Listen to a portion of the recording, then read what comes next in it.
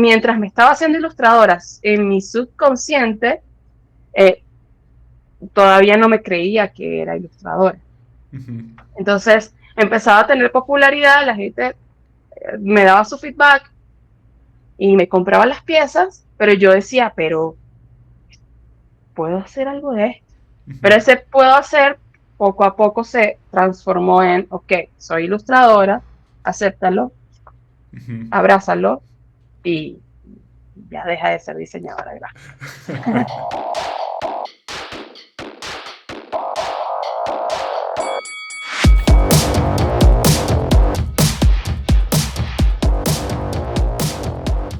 Hola, ¿qué tal? Yo soy su amigo el Mestizo Enmascarado y les doy la bienvenida a un episodio más del cotorreo creativo de Gogo Katrina.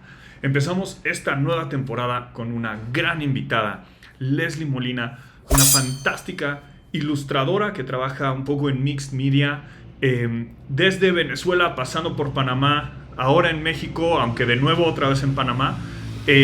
Pero Leslie hace unas cosas bien interesantes, muy bonitas, llenas de humor y de nostalgia.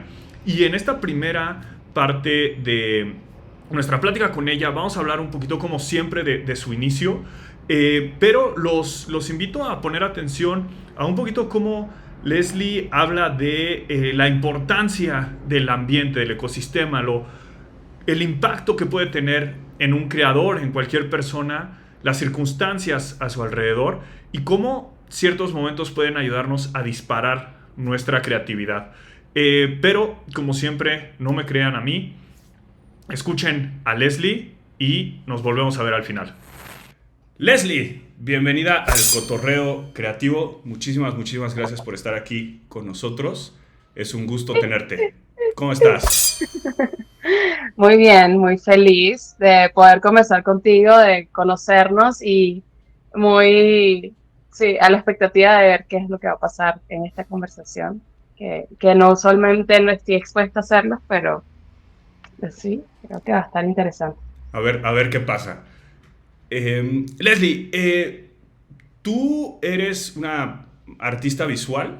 eh, Parte de lo que a mí me llama muchísimo la atención de tu trabajo es que tiene una componente narrativa y una componente de humor, que conviven en un medio estático y también con un poquito ahí de tristeza y de nostalgia, ¿no? Esa es como mi lectura y la razón por la cual quería platicar contigo. Eh, en el podcast normalmente tenemos invitados que justo están en medios eminentemente narrativos. Y para mí tu obra tiene esa componente y cómo la presentas también tiene una componente narrativa bien Mm, importante. Me gustaría muchísimo hablar de eso, pero siempre me gusta empezar un poquito con la historia de origen, ¿no? Y justo platicábamos un poquito de esta cuestión, ¿no? De identidad, de dónde somos, de dónde eres. Entonces, pues platícanos un poquito. De dónde vienes? ¿Cómo empezaste en okay. este mundo? Eh, Soy venezolana, nací en Venezuela. Viví 23 años de mi vida en Venezuela. Em, Como mucha arepa. Y bueno, he tenido también como conexiones con otros países. Me tocó migrar por la crisis sí, financiera y política en Venezuela. Tuve que salir a los 23 años y me fui a Panamá. Viví en Panamá 6 años. Pero en ese interín también estaba yendo mucho a Francia y también estaba aquí en México, aquí llevo casi 2 años. Entonces, bueno, esa es como la conexión de varios orígenes, Ujú. porque son como reinicios constantes cada vez que me muevo. Claro, claro. Entonces, bueno, soy venezolana. De acuerdo. ¿Y cómo empieza tu camino en el mundo del arte? ¿Cuándo empezaste a Mm, crear y cómo se volvió esto tu profesión? ya, pues, a ver, ¿cómo te explico? Yo, yo siempre hice arte desde pequeña, siempre dibujé, siempre me gustó eh, experimentar con materiales y con pintura. Pero justamente creo que para mí Venezuela representó un obstáculo en cuanto a un individuo humano porque sentía que todas mis necesidades, o más bien mis preocupaciones, o la mayor parte de mi cerebro estaba enfocada en las preocupaciones del día a día, Ujú. de que, o sea, todo era muy precario en algún momento de mi vida, a partir de los 17 años hasta los 23, todo empezó a hacer una declinación brutal en mi país. Y yo a esa edad no tenía, mi, mi capacidad mental no estaba dedicada al arte, estaba simplemente a, ok, que voy a ser funcional para que puedas sobrevivir en este país. Entonces, todas mis preocupaciones estaban basadas en que debo estudiar que sea funcional, que debo hacer día a día para, ¿sabes? Que no me roben en la calle. O sea, creo que había muchas limitantes y yo sentía que estaba un poco atrapada porque no tuve una juventud como, ¿sabes? De salir a fiestas. Yo no hice fiestas no tuve la oportunidad de tener viajes dentro de mi país porque no podía costearlo y realmente no conozco mi país, no tengo ni idea de, no tuve la experiencia pues, ni la capacidad para poder recorrerlo y, y sentía que vivía como, sabes, muy atrapada. Cuando salgo de Venezuela, todas, todo ese bloque mental que tenía y esa jaula donde vivía se desapareció.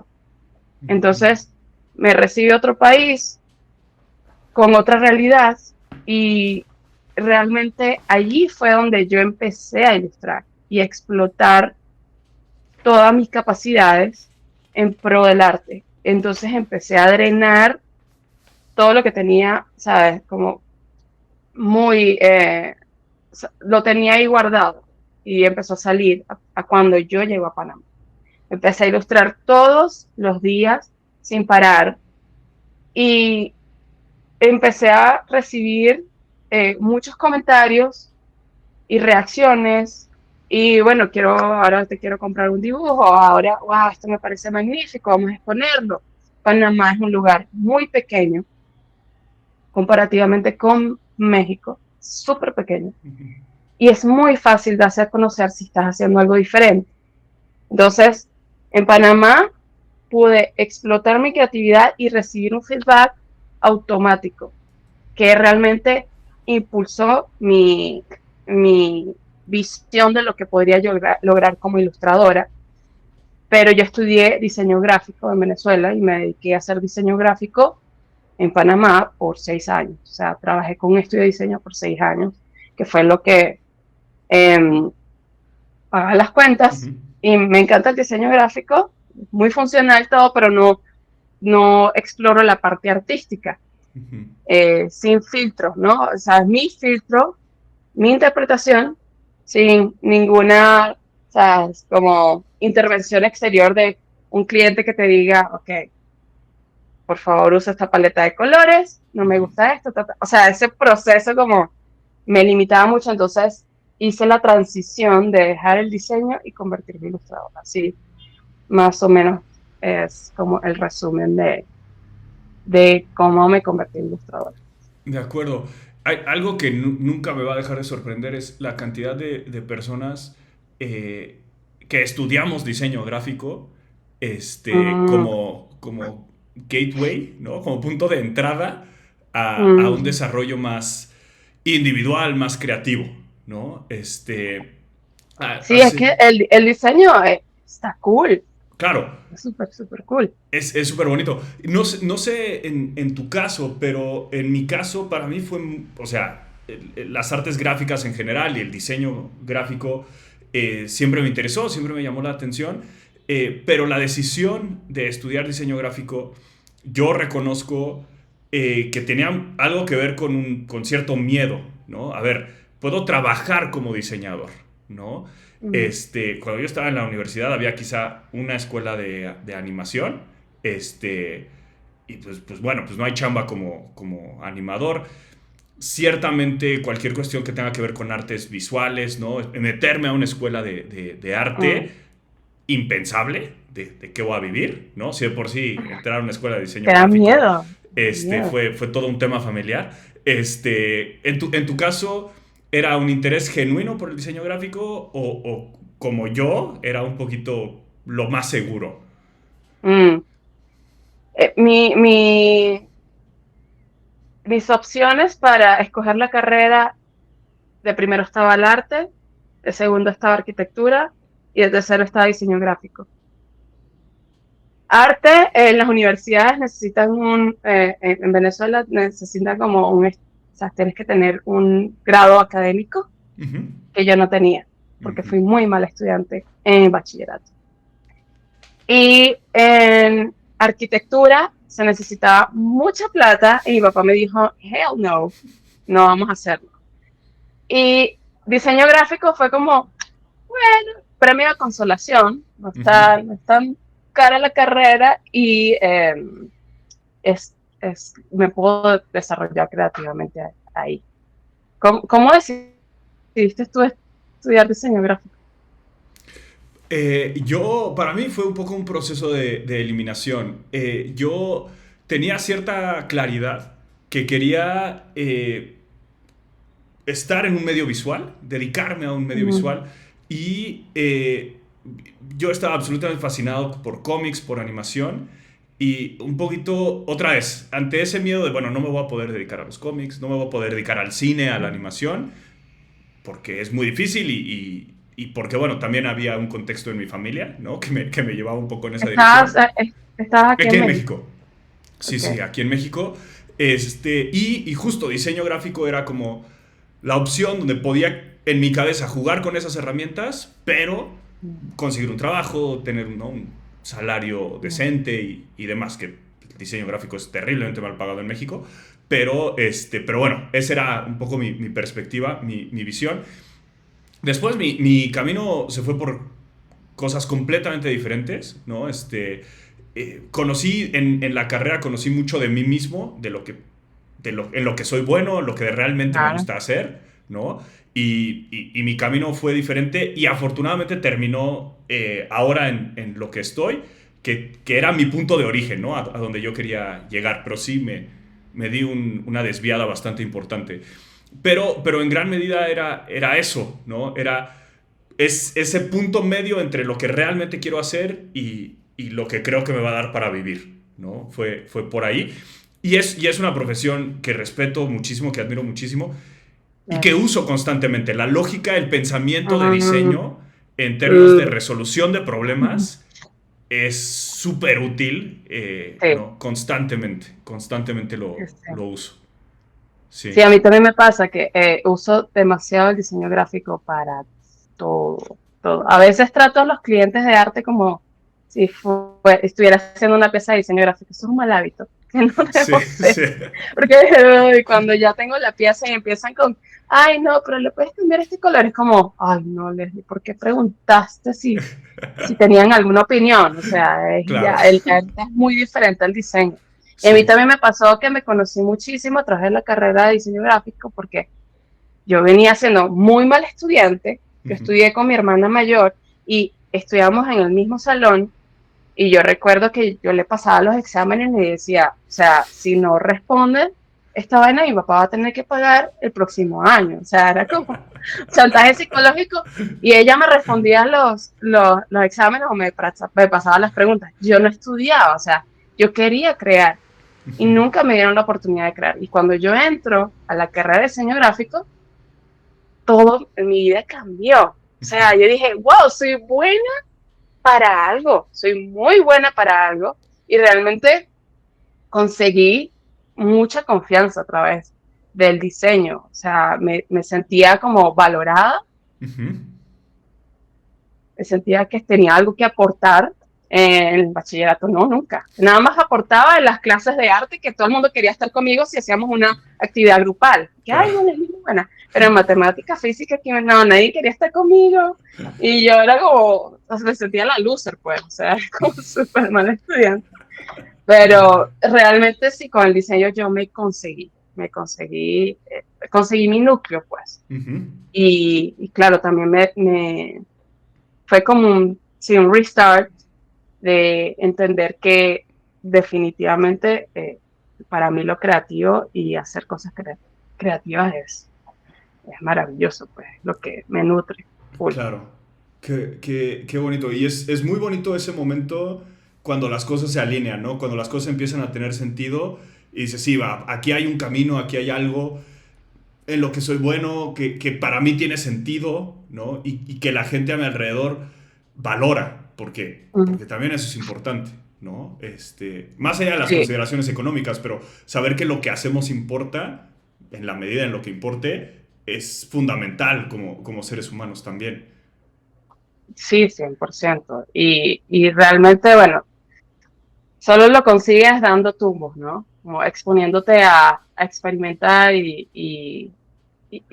y ponerte en situaciones incómodas también. O sea, para mí lo del diseño gráfico pudo haber salido muy, muy malo, muy, muy bien, pero Ujú. realmente me despertó y yo, ¿sabes? Sé que mi instinto es súper poderoso, entonces confío mucho en mi instinto. Sea lo que sea que decida, estoy como abierta a todas las posibilidades que pueda pasar. Así que no me cierro a que, a que no salga como en mis expectativas. Estoy imaginando, pues. Increíble. Buenísimo. Hablabas de esta intención creadora, ¿no? Un poquito encerrada, atrapada por preocupaciones del día a Mm, día mientras estabas en Venezuela y cómo al llegar a Panamá esto pudo explotar, ¿no? ujú. Pudo salir. Eh, es muy claro ese impulso de dentro hacia afuera. Eh, mi pregunta o la pregunta que me surge es, viste algo quizá en Venezuela o quizá llegando a Panamá que a ti te marcase, que tú dijeras, wow, quiero hacer algo como eso, ¿no? O descubriste en tu trayectoria personal estas influencias, estas marcas que tú dijeras, sí, por ahí voy, o fue algo que surgió, porque tengo la impresión que quizá un poquito tu experiencia en Venezuela era como muy en una cápsula, ¿no? Es un poco la lectura que hago. O no sé, ¿no? Pero, ¿qué No, era lo que literal, veías? sí. ¿Cómo fue eso? ¿Qué influencias externas Mm, podrías reconocer? ya. Yo recuerdo que cuando, o sea, siempre hubo influencia del arte en mi vida desde pequeña. Y recuerdo que mi mamá trabajaba, o sea, estaba estudiando en la Universidad Central de Venezuela, que tiene un campus increíble de arte. Y para ese entonces, cuando yo estaba pequeña, mi mamá me llevaba a clases con ella y recorríamos los pasillos donde los artistas exponían. Y yo me sentaba con los artistas o, ¿sabes? Miraba las creaciones y me llamaban mucho la atención los artes en blanco y negro con rojo. Y recuerdo que había un artista, siempre pasábamos por el mismo pasillo todas las semanas y yo me paraba con ese artista y veía todos sus artes así ya los hubiese visto anteriormente y me quedaba hipnotizada ahí, mal pegada y me empezaba a preguntarle al artista o, ¿sabes? Tenía como esa interacción de niña y eso me quedó ahí. Cuando empecé a crecer, estaba explorando, ¿sabes? La ilustración, pero a través de estos colores. Y siempre me sentí atraída a los artistas que estaban haciendo este tipo de trabajo, con lo mínimo. Y creo que me llama mucho la atención la gente que crea con, o sea, con un solo material, pero le saca el jugo y lo trasciende, o sea, es como si el material deja de ser material, lo reinterpreta y realmente crea, o sea, evoluciona. el material a través de su propia técnica. Entonces, hay muchos artistas en los que estuve en contacto que en mi niñez, o sea, no sé cuáles son los nombres, pero justamente viendo el Museo de Arte Contemporáneo, yendo a los museos en Venezuela, siempre estaba como, wow, examinando su obra. Y cuando salí de Venezuela y cuando empecé a decir como, ok, puedo vivir del arte, esta vaina puede ser real, eh, entonces empecé a explorar mucho más el trabajo de ciertas personas. Eh, hay un artista coreano que se llama Monothin, su seudónimo es Moon Thin o algo así, y creo que su nombre es Hen, pero su arte es a donde yo quiero llegar, es o sea, a donde me estoy proyectando. Y también hay una artista japonesa que hace muchas intervenciones con hilos e instalaciones, eh, que es maravillosa. O sea, y yo siempre estoy revisando su trabajo, estoy viendo con detalle. Te puedo buscar un libro también para mostrarte lo que está. Lo busco. Sí, por favor. Venga, ya ven, espérate. A few moments later. Este artista se llama Shota Shiaru, y hace cosas así. ¡Bam! Wow. Esta es una barca con hilos y es una monstrua, o sea, generalmente hace estas hiperinstalaciones Wow. con los hilos y, oye, es súper, súper reconocida, es ya una maestra en el arte. Pero sí, o sea, este es el tipo de exploración que yo busco en mi trabajo también. Increíble. Ella hace Wow. mucho tejido e involucra elementos de la vida cotidiana, pero tiene también un toque como de oscuridad. Y a mí me gusta jugar con eso, con la oscuridad y con el humor, con lo absurdo. Creo que la vida es así, es absurda total y no tiene sentido, pero bueno, eso es lo que intento transmitir en mi trabajo.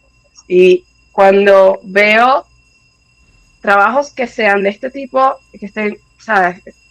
Estén relacionados con materiales minimalistas, o sea, con un material donde puedas crear un universo entero, es lo mejor. No me llama la atención la cantidad de elementos o la cantidad de materiales, sino una técnica bien lograda y un mensaje bien mandado, sincera.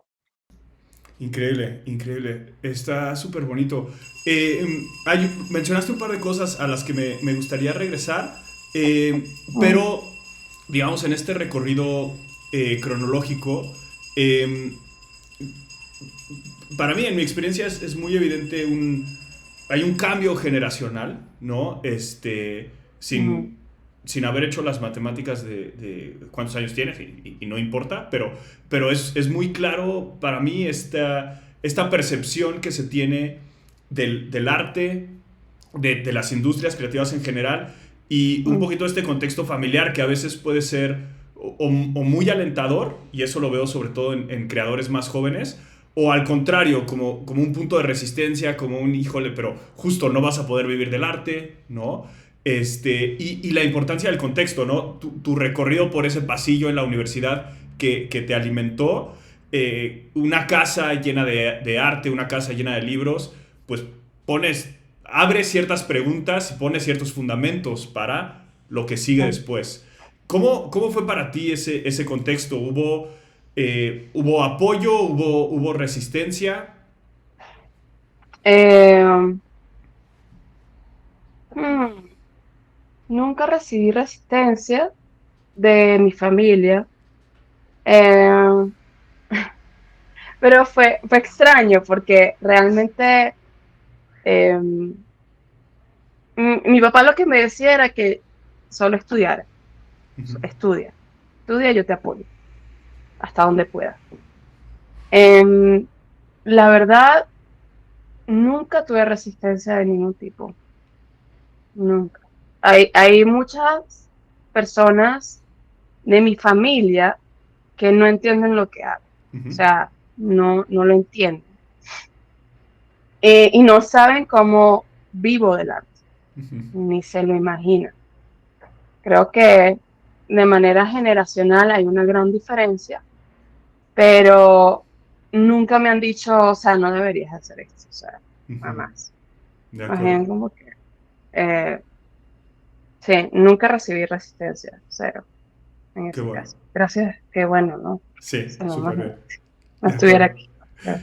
Y cómo es, porque hablabas de Panamá como este lugar muy pequeño, ¿no? Y Mm, poblacionalmente también, ¿no? Muy pequeño. Pero también hay una vida cultural activa, importante. mm, Panamá juega un rol importante también en términos comerciales y mm, eso implica dinero y dinero implica cultura y creación, ¿no? mm, Van muy de la mano. Eh, ¿Cómo era? ¿Cuál fue un poco tu experiencia? Digo, ya nos hablaste de esta cuestión de ser vista y ser reconocida, pero mm, ¿qué sucedió ahí? Muchas de las exhibiciones que has hecho fueron en Panamá, han sido en ujú. Panamá. ¿Cómo era ese ambiente? Platícanos un poquito. Ok, el ambiente en Panamá, eh, punto suspensivo. Ok, estoy buscando las palabras correctas. Em, Siendo un lugar tan pequeño, realmente no hay como un apoyo a la cultura. Ujú, Hay cultura, hay un talento brutal, pero no siento que se le esté dando la importancia que necesita. Em, en ese entonces, cuando estaba viviendo en Panamá, yo tenía que crear muchas de las cosas para que pasaran. O sea, yo tenía que tener propuestas, organizar colectivos, yo tenía que, ¿sabes?, pagarme todo. Era muy complicado conseguir a un sponsor porque si le presentabas un proyecto, wow, se sentían abrumados. Si les presentabas un proyecto, meh, se sentían como, no es suficiente. Entonces, eh, recibí mucha energía positiva, pero mucha energía negativa.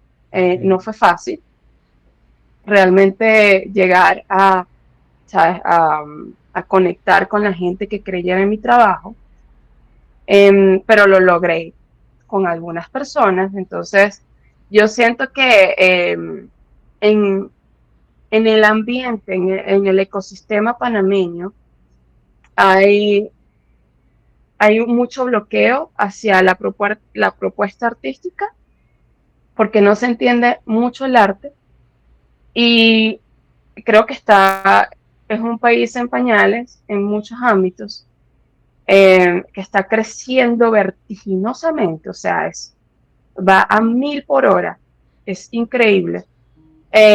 Y una de las cosas que me gustó de allí fue eso, o sea, eh, está creciendo constantemente y hay grandes cosas aquí, y realmente las hay, pero justamente sentí que tuve que luchar mucho por ujú, lograr todo lo que hice en Panamá y lo que sigo haciendo en Panamá. O sea,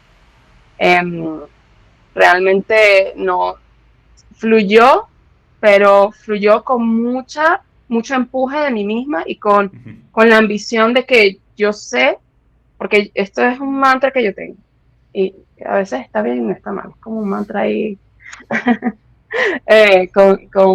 bueno, me digo a mí misma, no necesito de nadie para crear. Ujú, Si quiero crear, lo hago. ujú, No necesito a nadie para poder hacer una exhibición. Si la quiero hacer, la hago. ujú, Es igual, es el mismo tema conmigo y los materiales. Tengo una piedra y un papel y voy a hacer lo mejor con la piedra y el papel. ujú, Minimalista total, o sea, y creo que me reflejo así en muchas cosas de las que hago. En, y realmente eso fue lo que hizo que pasaran las cosas, las ganas. Y en mi cabeza creo que funciona, yo soy muy visual y o sea, puedo visualizar lo grande de una idea automáticamente, entonces puedo saber hasta dónde puedo llegar con algo, siendo realista, y eso es lo que a mí me mantiene como dando esos pasos para lograr las cosas que he logrado. Claro. Que, que justamente estando en Panamá y estando en el comienzo de mi carrera como ilustrador en Panamá, eh, yo me hice ilustradora, o sea, yo tuve que construir eso.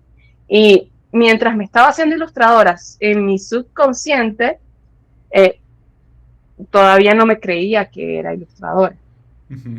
Entonces empezaba a tener popularidad, la gente me daba su feedback y me compraba las piezas, pero yo decía, pero puedo hacer algo de esto. Pero Ujú. ese puedo hacer poco a poco se transformó en, ok, soy ilustradora, acéptalo, Ujú. abrázalo y ya deja de ser diseñadora gráfica. ¿En Literal. qué, en qué momento, y no sé si reconozcas, el momento en el que se convirtió de una pregunta a una afirmación? ¿En qué momento Uf, reconoces cuando sí, no, ya no soy diseñadora gráfica, soy ilustradora?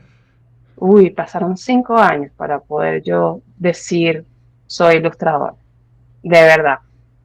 Cuando me dieron un proyecto grandísimo así, yo dije, ok, yo creo que ya soy profesional. Pero, ¿sabes? Pasaron 5 años después de eso. O sea, ya tenía como un following en Instagram, que yo no estaba planificando nada, pero a mí Instagram me empujó durísimo, o sea, me impulsó bastante.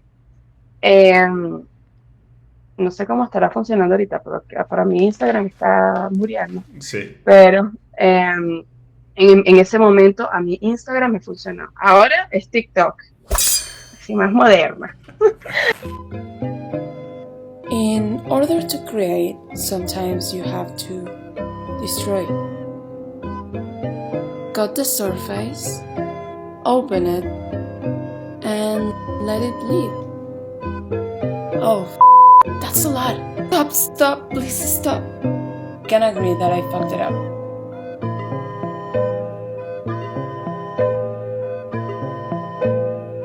Okay, I will make the most of it. I have to live with the mess. And it's beautiful. As disturbing as that is.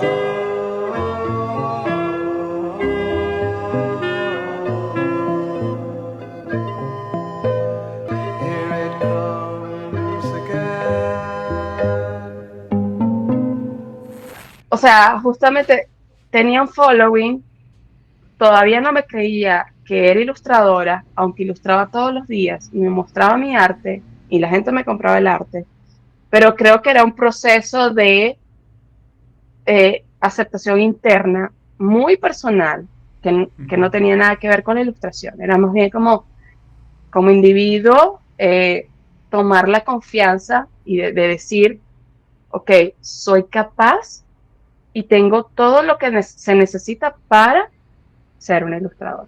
Y para llegar ahí, o sea, también mucha terapia, pero literalmente sí, me tomó como 5 años decir, soy ilustradora, lo estás haciendo bien. Claro, claro. Buenísimo. Buena pregunta. ¿Te ha pasado? ¿Te pasó? Eh, Está pasando.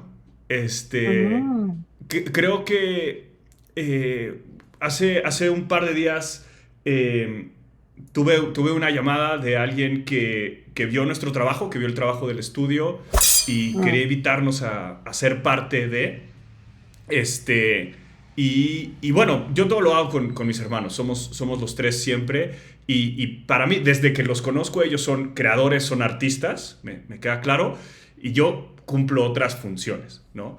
Y hablando con esta persona que había visto nuestro trabajo y demás, de pronto se refirió a mí en singular y dijo, sí, creadores como tú. Y yo en ese, ¿sabes? Hay esa resistencia, ese momento de decir, no, como yo no. hay otros que sí son, ¿no? Como yo no.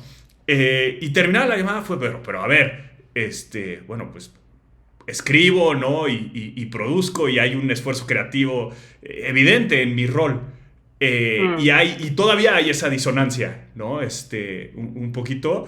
Entonces, pues no sé, pregúntame en 7 años más y vemos vemos si ya es. Es que es un proceso. No es un proceso que tú digas que de un día para otro que vas a decir ya, soy un creador y creo en mi trabajo y wow, tengo todo lo que se necesita. Wow, es decir eso y creérselo. Sí. Wow, tío, o sea, no es de un día para otro. Es un proceso constante. Constantemente. Y creo que parte de nuestros medios y de lo que hacemos involucra necesariamente consumir, pero consumir y apreciar, ¿no? Y dentro de ese ejercicio de apreciación, por lo menos para mí, es inevitable hacer comparaciones, ¿no? Y decir, hijo, es que ve lo que está haciendo, ¿no? Y ve lo que está yo aquí, ¿no?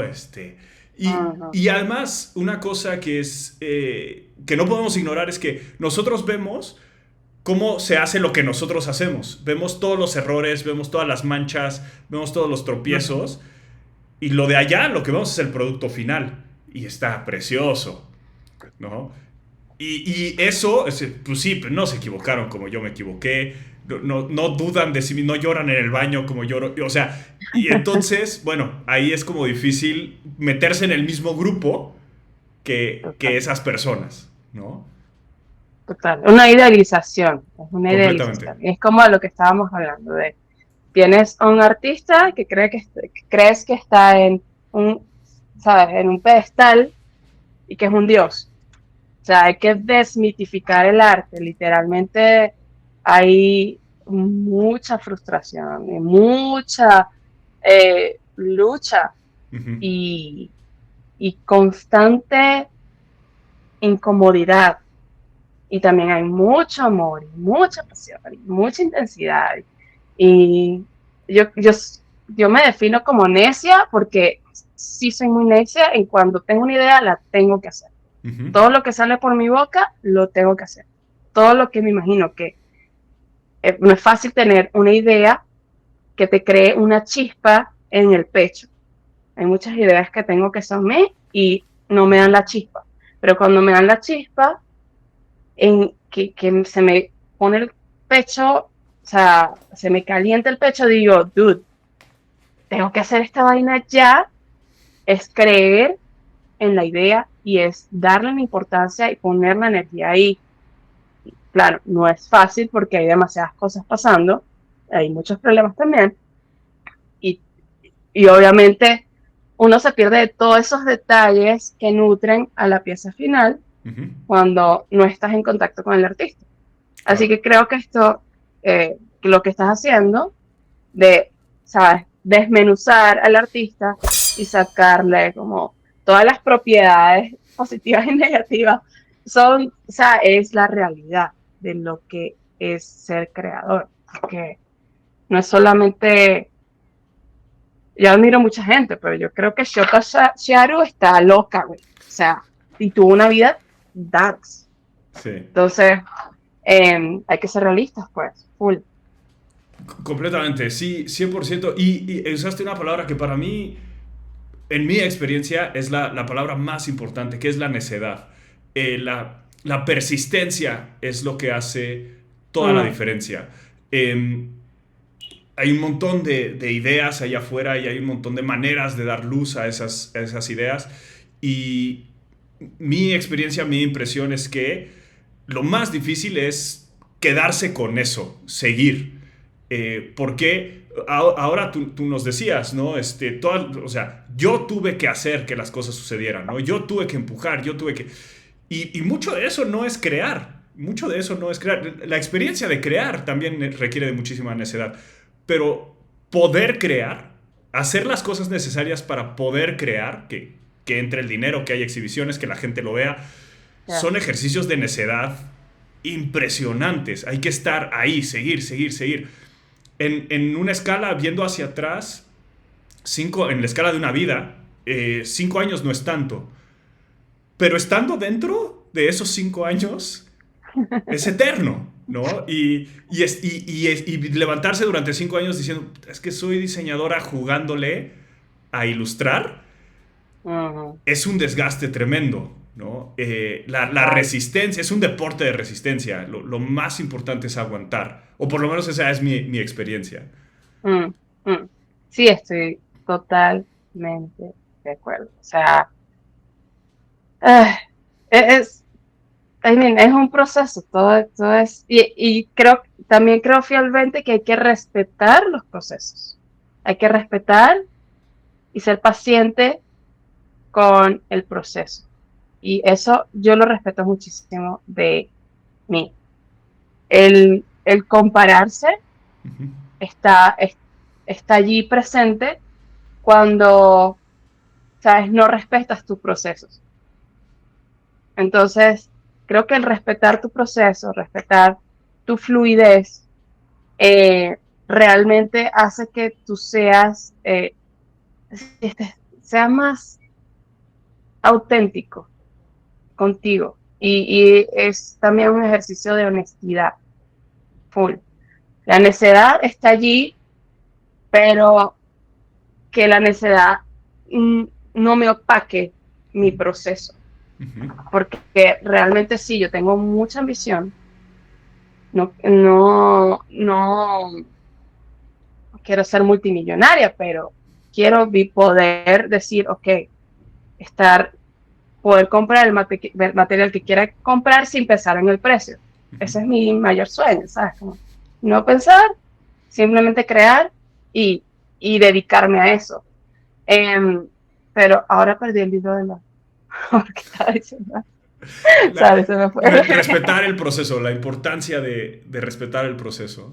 Sí, y justo es el core, pues, que tengo, es que necesito respetar mi proceso indiferentemente de mi ambición. Ujú. Ya está. Em, la vida es muy corta, muy corta. Y no, o sea, realmente no me quiero pasar la vida como autoflagelándome, comparándome Ujú. con otras personas. Y otro de mis mantras es, Leslie, no eres tan importante. Cuando siento que quiero postear algo y digo, ay, no, esto está muy feo, digo, ay, ya baja el ego, o sea, no eres tan importante en la vida para que la gente ve esa vaina y diga, ay, sí está feo, y si está feo está bien, ya no pasa nada, o sea, como perder la barrera de, ¿sabes? Vencer un poco el ego y mostrar lo que haces respetando el proceso, respetando lo que haces. Y siempre viene alguien y te dice, wow, me encantó el último post que hiciste en Instagram de la foto del arte. Y yo, bueno, ya está. Ahí, pa. Bueno.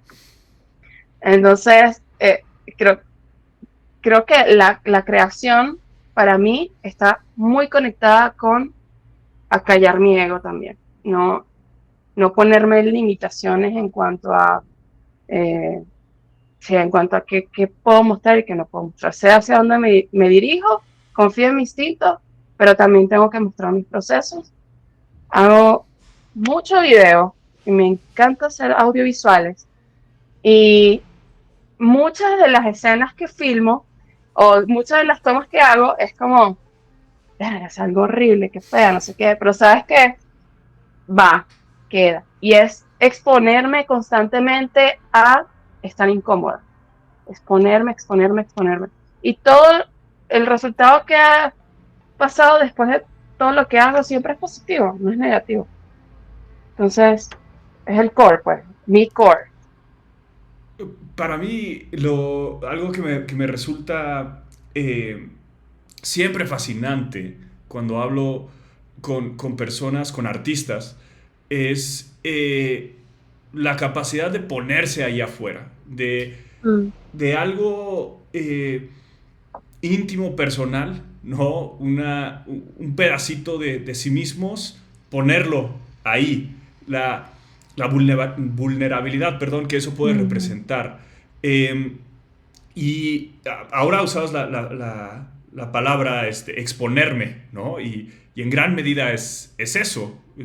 Y en tu caso en particular, además de que tu obra, obviamente hablaremos un poquito de eso, pero me parece, no lo sé, pero me parece que tiene estos tintes muy personales, ¿no? Ujú, Tú estás ahí afuera, porque justo hablabas de Instagram y ahora eres TikToker y en tus videos estás tú en el centro, ahí. ujú, Esta capacidad de estar ahí afuera y de ser, ¿no? ujú, Públicamente quien eres, a mí me resulta absolutamente fascinante. Me ujú. vuela la cabeza. Y lo que dices, ¿no? Este proceso de acallar el ego. No sé si hay una pregunta en esto que estoy diciendo, pero simplemente es eso, ese arriesgarse, ese estar ahí afuera, me parece que es una parte fundamental de una creación honesta y me vuela la cabeza la gente que lo Mm. hace. Sí, yo me considero que soy una persona introvertida.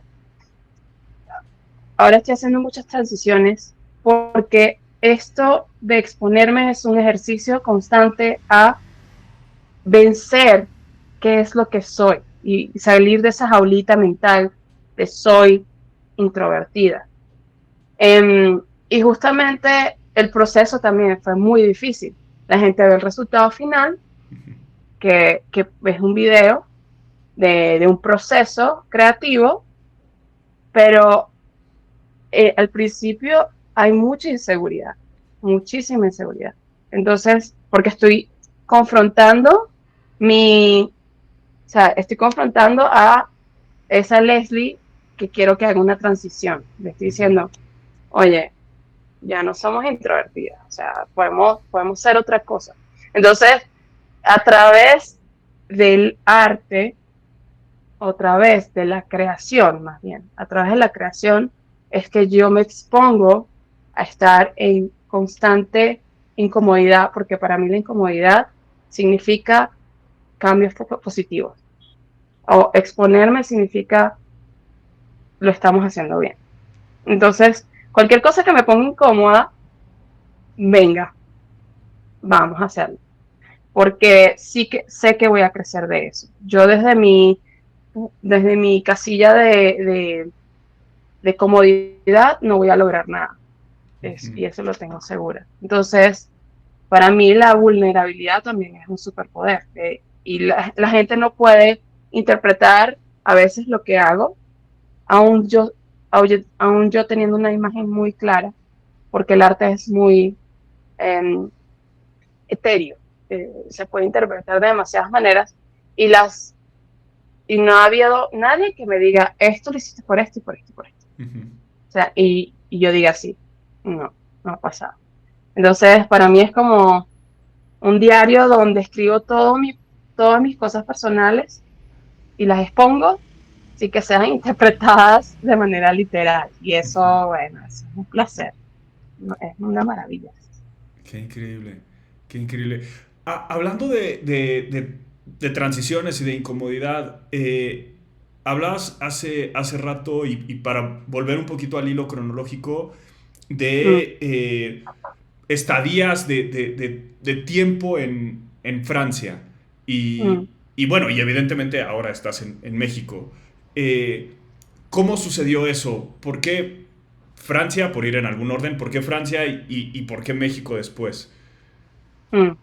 Ok, a ver, en Francia he estado conectada espiritualmente, me siento en casa allá. Cada vez que voy, la primera vez que fui fue un viaje de turismo y dije, "Ay, yo no creo en nada esotérico, pero dije, o esotérico, o, sabes, como, eh, no sé la palabra, no me recuerdo la palabra ahorita mismo, pero, eh,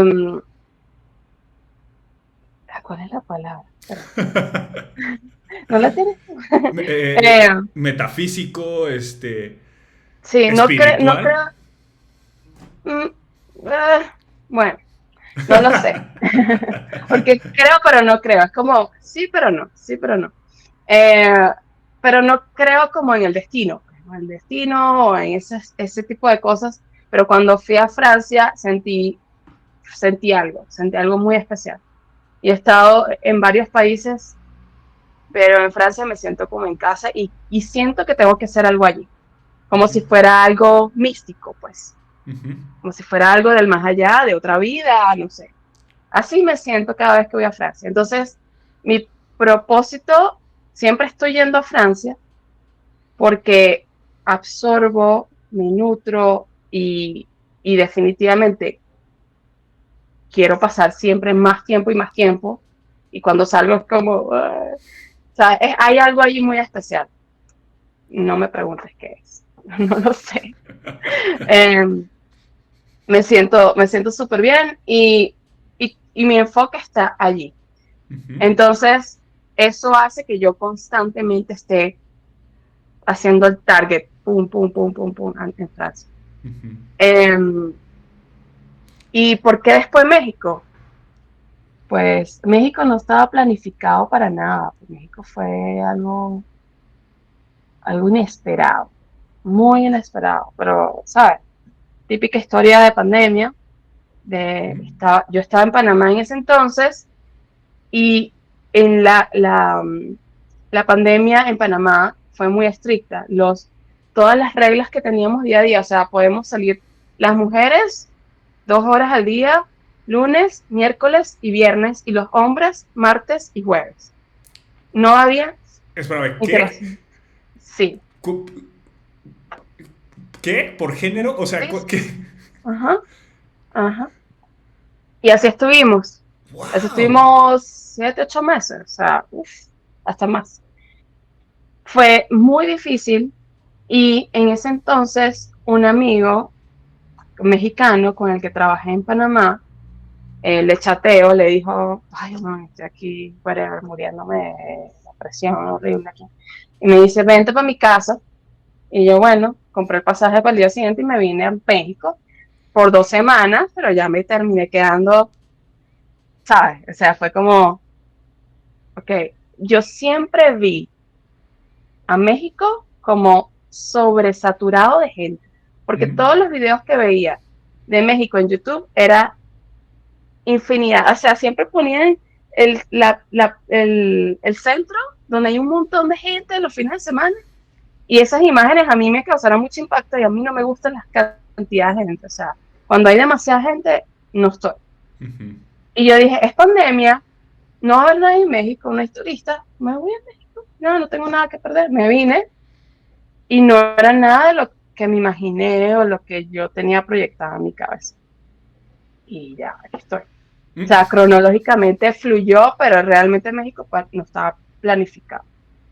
Pero como te dije al principio, a mí México me cacheteó durísimo y aquí descubrí que puedo crecer como artista, de hecho.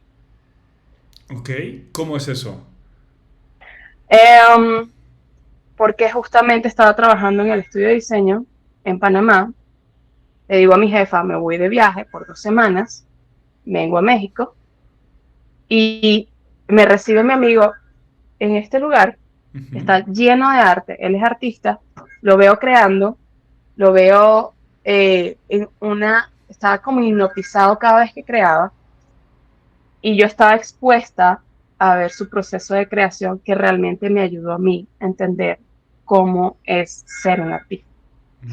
Él se llama Coco y Coco tiene un proceso muy interesante porque realmente cuando empieza a crear es una máquina. Pone 4 lienzos y empieza rojo, amarillo, verde. Entonces va como un printer. Es increíble verlo trabajar. Tras muchas conversaciones con él, tras estar sumergida en el entorno artístico, eh, me di cuenta de que había algo que yo tenía que explorar y que ya quería dejar de ser diseñadora gráfica. Y le dije a mi jefa, bueno, mira, ya no creo que vaya a volver. Y estaba muerta de miedo, Ujú. muerta, muerta de miedo. O sea, tuve como ataques de pánico por un mes seguido. Pero me costó mucho porque yo estaba feliz en mi estudio de diseño, estaba muy cómoda, pero como vi una oportunidad de incomodidad, dije, este es el camino que tienes que seguir, confía en tu instinto y va. Y así fue, o sea, cerré esa puerta y ya decidí dedicarme a hacer arte, que al principio fue muy duro, Ujú. porque es lo que me decía Coco, mi amigo, tienes que crear constantemente, así no te compren piezas. Ujú. Entonces, ay, los meses que no vendía piezas me iba a morir. O sea, te podrás imaginar de recibir un 15 y último a no recibir un coño, nada, perdón por la grosería, pero no recibir nada, es, o sea, me puse en una posición súper, súper incómoda. Y es como el Bitcoin, como que tienes una buena racha y tienes una mala racha. O sea, hay 10 meses que son wow y hay meses que son mil, que no vendes nada.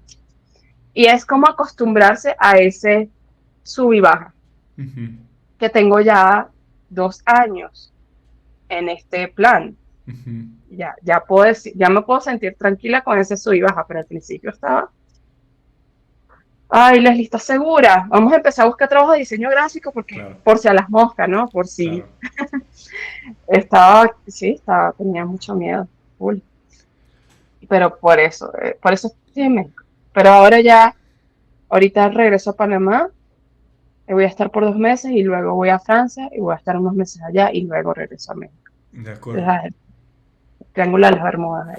¿Qué tal esa conversación con Leslie Molina? Espero que les haya gustado, espero que la hayan encontrado interesante y que hayan considerado un poquito esta idea de cómo lo que hay a nuestro alrededor puede ser una influencia en lo que hacemos, inclusive en nuestra capacidad de hacerlo. No solo en términos, por ejemplo, del país, ¿no?, en el que estamos, pero como Leslie nos hablaba un poco de encontrar un rumbo al entrar, por ejemplo, a la carrera de diseño y poder dar sentido a ciertas cosas y descubrir ciertas habilidades y cómo eso de pronto puede abrir caminos. Espero que lo hayan disfrutado. En la segunda parte de esta conversación con Leslie seguiremos hablando un poquito de su obra en general, pero también nos vamos a clavar un poquito en otros medios, ¿no? Y en otras preguntas alrededor del acto de crear que me parecen interesantes. Los vemos en el próximo episodio del Cotorreo Creativo. Mientras tanto, no olviden seguirnos. Estamos en Facebook, en Instagram, en Twitter, en todas las redes sociales como GoGoCatrina. Síganos para no perderse los más recientes episodios del Cotorreo Creativo. Gracias.